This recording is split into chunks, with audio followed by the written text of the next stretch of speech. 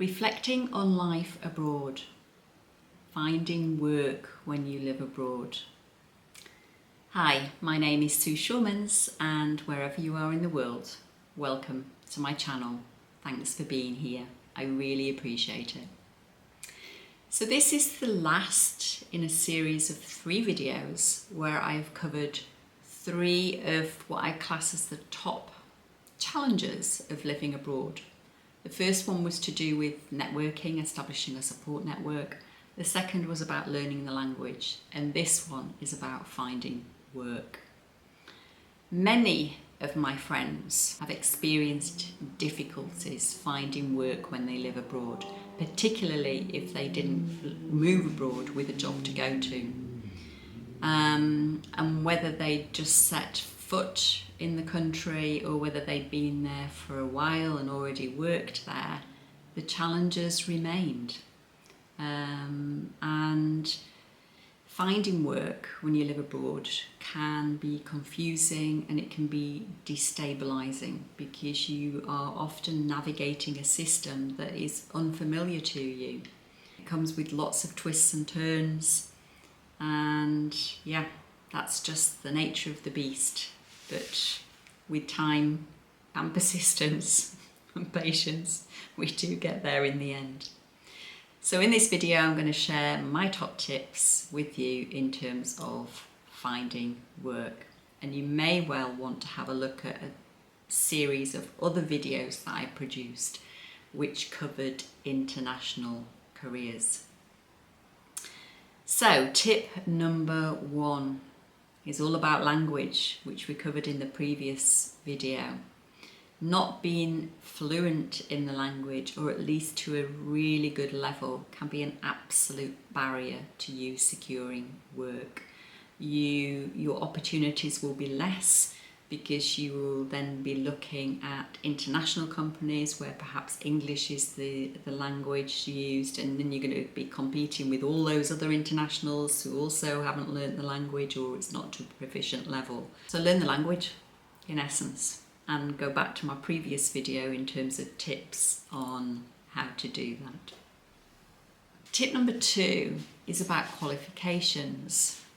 And this may be, well, you've got the qualifications, you're qualified to do the work that you do, to work in the profession that you work in, and that is recognised in your home country, but it's not recognised in your host country because there's no universal standard to qualifications, which makes it really difficult at times.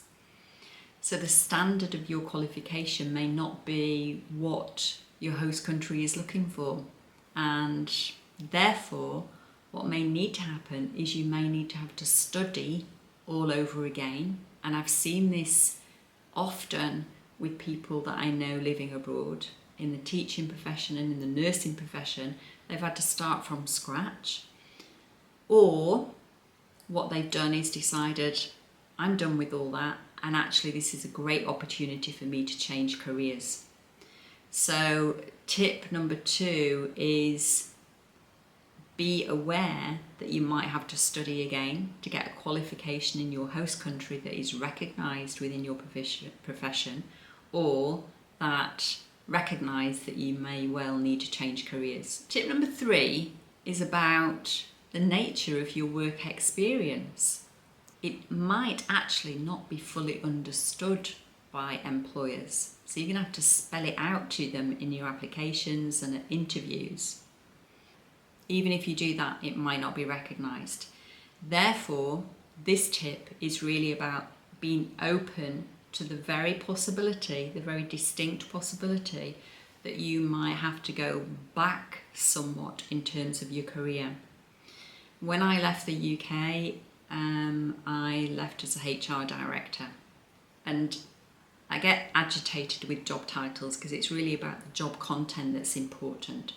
But this is to make my point. So I left the UK as a HR director. When I finally found and secured employment in Norway, I had gone all the way right down the career ladder in terms of HR. I was hired as a HR coordinator. So that was somewhat of a blow to me, particularly as I'd had substantial experience within HR. It was an international company that I worked for, which was great, covering maternity leave. And when the lady came back, I was then promoted to Global HR Manager. So it was a good story in the end. But the tip here is it's really important to be aware that you may have to take steps backwards in your career before you can move forward again. Tip number 4 is most obvious thing, but sometimes people forget it, is that can you legally work in the country where you are going to relocate to? Do you have the right to work? Have you got a working visa?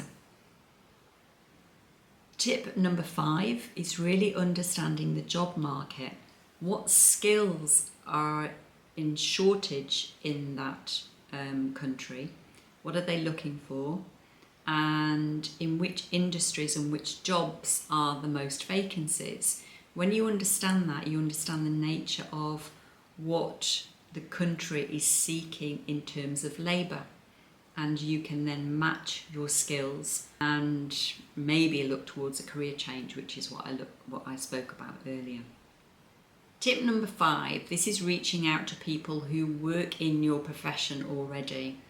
So look at people on LinkedIn who are working in your profession in that particular country and ask just to chat to them and see what you can find out about the work that they do. Maybe you can contact them at the right time, maybe they're leaving or somebody else is leaving or a vacancy is becoming available for a newly created position.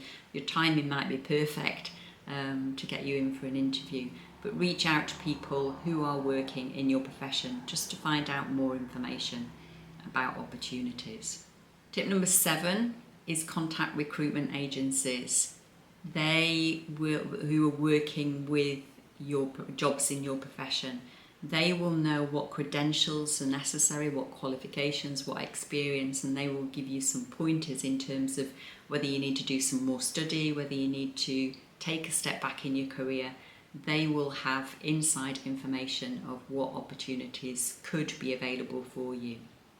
Tip number 8, work with a career coach.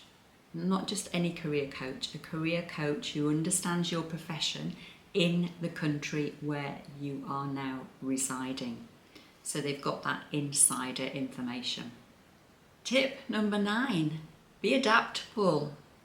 Don't be so rigid. Oh, this is what I did before, this is what I'm going to do in the new country. That might not be possible. And what I mean by being adaptable is do some volunteer work. I mentioned this in the introductory video. Do some volunteer work, that will get yourself established. And also think about taking on board some short-term contracts. If you're used to longer-term contracts, permanent contracts within your home country, that might not be the case in your host country. So be open to doing things somewhat differently. And tip number 10, which is what I've mentioned earlier, consider changing careers. It might be something that you want to do, or maybe that you've not considered before, but when you live abroad, there are all kinds of opportunities available to you. So maybe doing something that you'd never considered before is actually just the right thing to do. So those are my tips concerning finding work abroad, because finding work abroad, when I reflected on life abroad, finding work was by far one of the biggest challenges. So this was the last in this series of videos reflecting on life abroad, and this particular one looking at finding work. Hope you've enjoyed it.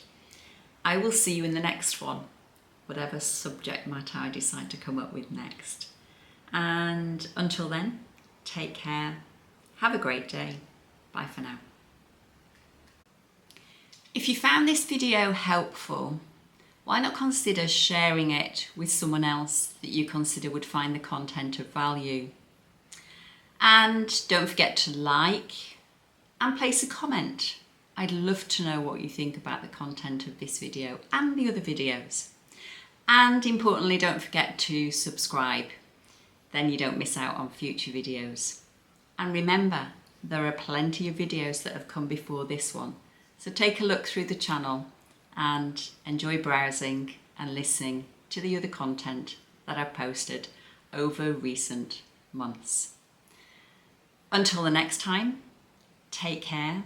Thanks for being here. I really do appreciate it. And I'll see you in the next one. Bye for now. Did you know I'd written a book titled Sink Then Swim: How to Survive Life's Most Stressful Situations When Living Abroad? It does exactly what it says on the cover. When navigating country culture, death of a relative, divorce, separation, ill health, and finding work and other situations like this, we first sink and then we swim. Reading my and the stories of others, going through the tips, and also completing the swimming lessons within the book will enable you to deal confidently and competently with any of those situations. What's more, one of the most important aspects is knowing yourself inside and out. So you dive deep into revealing the real you, the authentic you. To learn more about my book, visit my website, sueshawmansauthor.com. Thanks for listening. Bye for now.